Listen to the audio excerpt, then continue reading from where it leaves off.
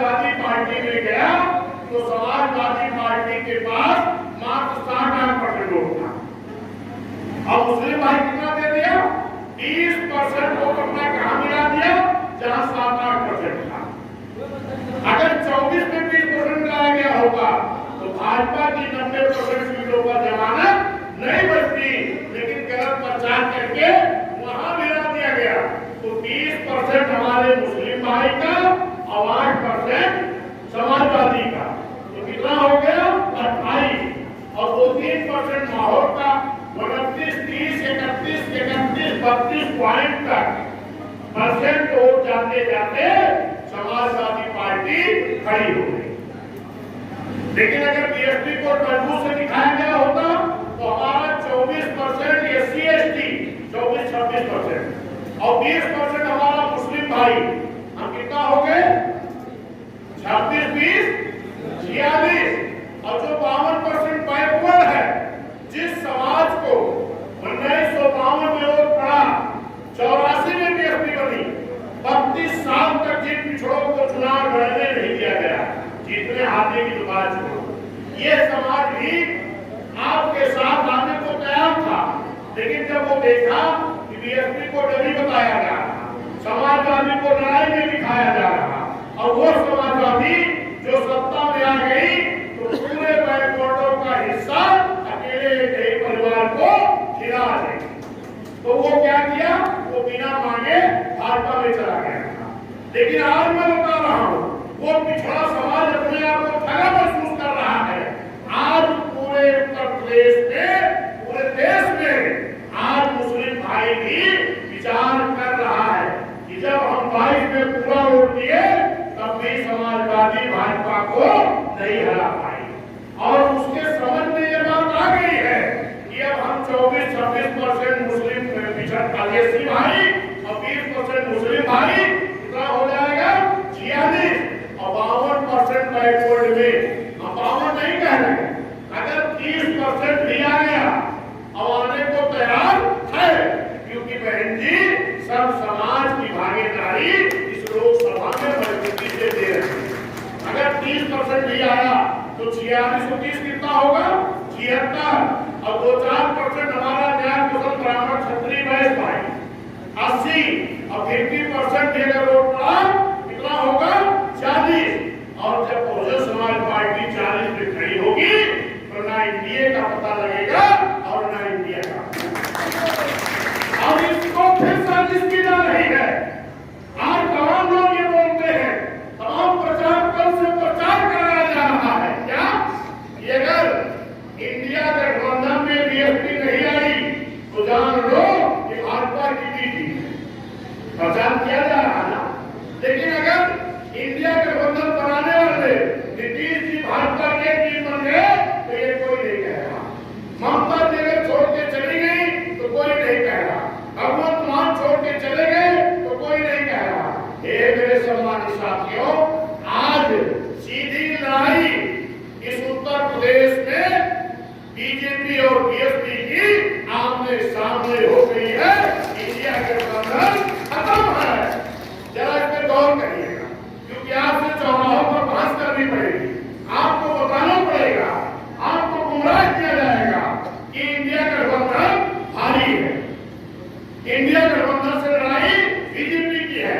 तो आपको बोलना है कि जब 22 में इस समाजवादी पार्टी के साथ जयंत चौधरी थे, ओम प्रकाश राजभर थे, संजय चौहान थे, महान दत्त था, वल्लभी पटेल थी, मौलाना प्रसाद मौर्य थे, दारा सिंह चौहान थे, उधर के हमारे एक तो बड़े नेता थे, तब तो वो भाजपा कुछ बिगाड़ ही नहीं पाए। आज उनके पास कौन बचा है? संजय चौहान अलग, महान दत्त अलग, जयंत चौधरी अलग, ओम प्रकाश अलग, वल्लभी पटेल अलग, आज उनके पास बचा के। आज इंडिया गठबंधन की हालत इतनी खराब है कि भी माननीय सांसद जी कह रहे थे, नामांकनों के बलिया टिकट बदल देता है, उनका एकदम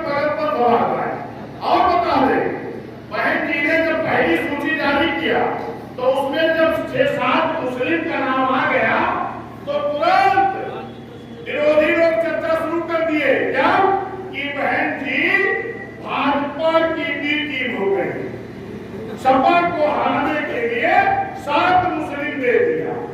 जरा बताओ, जब बीएसपी का नारा है जिसकी जितनी संख्या भारी उसकी उतनी हिस्सेदारी, जब ये बीएसपी का नारा है, आप लोग बताओ, अगर 80 लोकसभा उत्तर प्रदेश में है और मुस्लिम समाज की संख्या कितनी है, लगभग 20%, तो ये बताओ मुस्लिम समाज का हिस्सा कितना बनता है? लगभग 15-16 सीट बनती है कि नहीं? अगर 15-16 सीट बन रही है, अगर बीएसपी ने भागीदारी के तहत अगर मुस्लिम समाज को टिकट दिया तो कौन सा गलत काम किया? कहां से बी टीम है? और जहां पर ये बी टीम का नाम ले रहे हैं, जहां पर 7 टिकट शुरू में घोषित हुआ है, उधर समाजवादी और इंडिया गठबंधन का कोई वोट ही नहीं है। वहां अगर वोट है तो बड़ी संख्या में, लगभग वोट का 50% जान लीजिए कि एससी समाज, और हर सीट पर जहां मुस्लिम दिया गया है वहां 40 से 45% मुस्लिम भाई है।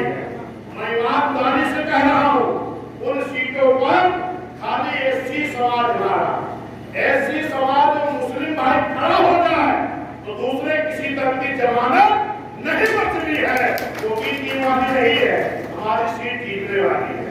जबकि बघेल, कश्यप, मौर्य, निषाद, प्रजापति, नाई, बढ़ई, लोहार, मुरारी, प्रजापति सब समाज के लोग लगे हैं। क्यों? क्योंकि ये पहली सीट, पहली सूची बहती क्या आई तो लोगों ने कहा यह देखा 7 मुस्लिम। अब जैसे थोड़ी देर के बाद दूसरी सूची आई, वहां एक तो मुस्लिम ना रहे, तब चर्चा ना आएगी, तो बहन जी ने तो सब समाज की भागीदारी दिया। उधर अगर 7 मुस्लिम हैं तो आपके उधर मुजफ्फरनगर से प्रजापति का बेटा लड़ रहा है, अगर बिजनौर पहुंच जाओ जाट का बेटा लड़ रहा है, उसके बाद त्यागी का बेटा लड़ रहा है, आप आ जाओ उधर इटावा में शारका बघेल लड़ रही है, हाथरस पहुंच जाओ घरघर का बेटा लड़ रहा है, कहीं मौर्य का बेटा लड़ रहा है, कहीं प्रजापति का बेटा। ये भी जो बीएसपी का नारा है, जिसकी जितनी संख्या भारी उसकी उतनी हिस्सेदारी। जब हिस्सेदारी के तहत भागीदारी मिल रही है, आज सारे समाज के लोग बहुजन समाज पार्टी के साथ खड़े हैं, चाहे वो ब्राह्मण हो, क्षत्रिय हो, वैश्य हो, पिछड़ा हो, एससी एसटी हो, मुस्लिम समाज हो, और इस इकट्ठा जो जनता का गठबंधन बना है, इस गठबंधन से इंडिया और इंडिया दोनों में बौखलाहट बड़ी तेज है। मेरे साथियों, आप मजबूती से चौराहा पर खड़े हो जाओ। इस अम्बेडकर नगर की भी स्थिति यही है, दोनों लोगों की दिमाग खराब है। ये बाप रे बाप, मुस्लिम समाज 3.5 लाख, हमारा खाली एससी समाज 5.5 लाख, 5.5 3.5 कितना हो गया? 9 लाख। बाकी प्रजापति है, राजभर है, पाल है, निषाद है, हिंद है, मल्लाह है, नाई है, बढ़ई है, लोहार है, विश्वकर्मा है। इतना ज्यादा वोट झव्वर जो आ रहा है, ये दोनों जने इंडिया वाले, इंडिया वाले, ये चाहे कितना जोड़े घटाओ है तो हमें वोट के आधे पे पहुंचे वाले नहीं है। तो मेरे सम्मानित साथियों, अपना हौसला बुलंद करो, नेगेटिविटी मन से बाहर करो, अपने आप को ये बताओ ये अम्बेडकर नगर की धरती है और इस धरती को मान्य बहन जी ने बनाने का काम किया है, संवारने का काम किया है।